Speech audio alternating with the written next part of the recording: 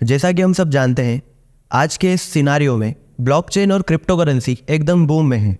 सो किस तरीके से ब्लॉकचेन और क्रिप्टोकरेंसी कॉन्सेप्ट को बैंकिंग सिस्टम में यूज़ करा जाता है, वो आज हमारे इस वीडियो में जानेंगे। सो नमस्कार दर्शकों, मैं उज्जवल आप सभी का स्वागत करता हूं ESP की ब्लॉकचेन पाठशाला में। सो जैसा अभी हमने जाना कि बैंकिंग सिस्टम में ब्लॉकचेन कॉन्सेप्ट को बहुत ज़ोरों शोरों से यूज़ करा जा रहा है, तो इसका एक मेजर एडवांटेज ये भी है कि with the help of blockchain हम हमारे बैंकिंग ट्रांजैक्शन को और मोर सिक्योर बना सकते हैं। सो हम शुरुआत करते हैं एक एग्जांपल के साथ में। मैं इंडिया में रहता हूं और मुझे USA में मेरे कलीग को कुछ मनी ट्रांसफ़र करना है। सो पहले मैं बैंक में वो मनी डिपॉजिट करूंगा, फिर बैंक उस मनी को US डॉलर में कन्वर्ट करेगी और फिर वो मनी मेरे कलीग के पास में जाएगी। ये जो प्रोसेस होती है ये बहुत टाइम कंज्यूमिंग होती है। सो with the help of blockchain concept, with the help of bitcoin, ये चीज़ हम कुछ सेकंड में कर सकते हैं और इसमें बैंक को किसी मीडिएटर की ज़रूरत नहीं पड़ती है। सो हम अगर अब बात करें इसके कुछ मेजर एडवांटेजेस की, सबसे पहला एडवांटेज इसमें आता है improve work efficiency.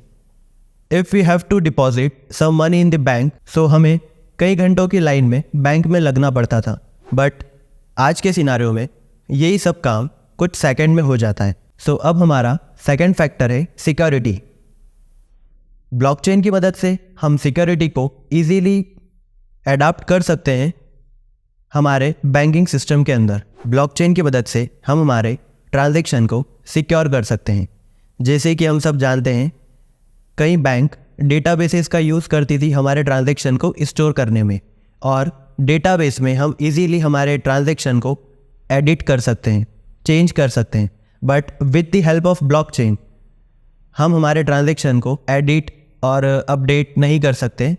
So with the help of blockchain we achieve more security in our transactions. So अब हम बात करते हैं ऑटोनॉमी ऑफ ब्लॉकचेन के बारे में। इस कॉन्सेप्ट के अंदर कुछ 3 पॉइंट्स आते हैं, जिसमें पहला है डिसेंट्रलाइजेशन, सेकेंड है डिजिटल सिग्नेचर एंड थर्ड है माइनिंग। सो अब हम बात करते हैं डिसेंट्रलाइजेशन की। सो डिसेंट्रलाइजेशन के अंदर एक जगह पर हमारा पूरा डेटा स्टोर नहीं होता है।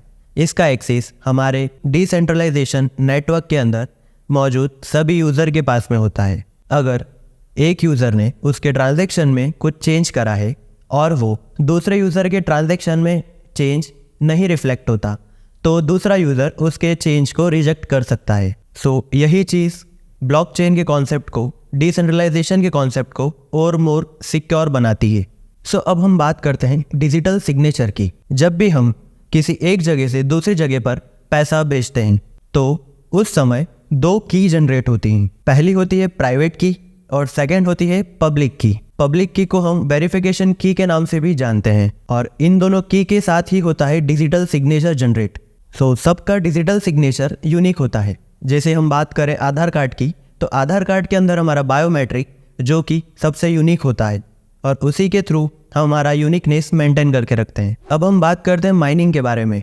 तो जब हमारा डिजिटल सिग्नेचर अप्रूव्ड हो जाता है, जब हमारी लेज़र वैलिडेशन के लिए आगे जाती है, तो उस प्रोसेस को हम कहते हैं माइनिंग। इसी कुछ कॉन्सेप्ट के कारण एक बैंकिंग सिस्टम के अंदर ब्लॉकचेन का यूज़ किया जाता है। सो आई होप आप सभी को वीडियो पसंद आया होगा। जैसा कि आप सब जानते हैं, हमारा चैनल हर वीक ब्लॉकचेन और क्रिप्टोकरेंसी के ऊपर वीडियोज़ लेकर आता रहता है। सो अगर अभी तक आपने सब्सक्राइब या शेयर नहीं करा है, तो सबसे पहले आप बेल आइकॉन दबा दीजिए और सब्सक्राइब कर दीजिए, ताकि आपको हमारे नए वीडियोस का अपडेट मिलता रहे।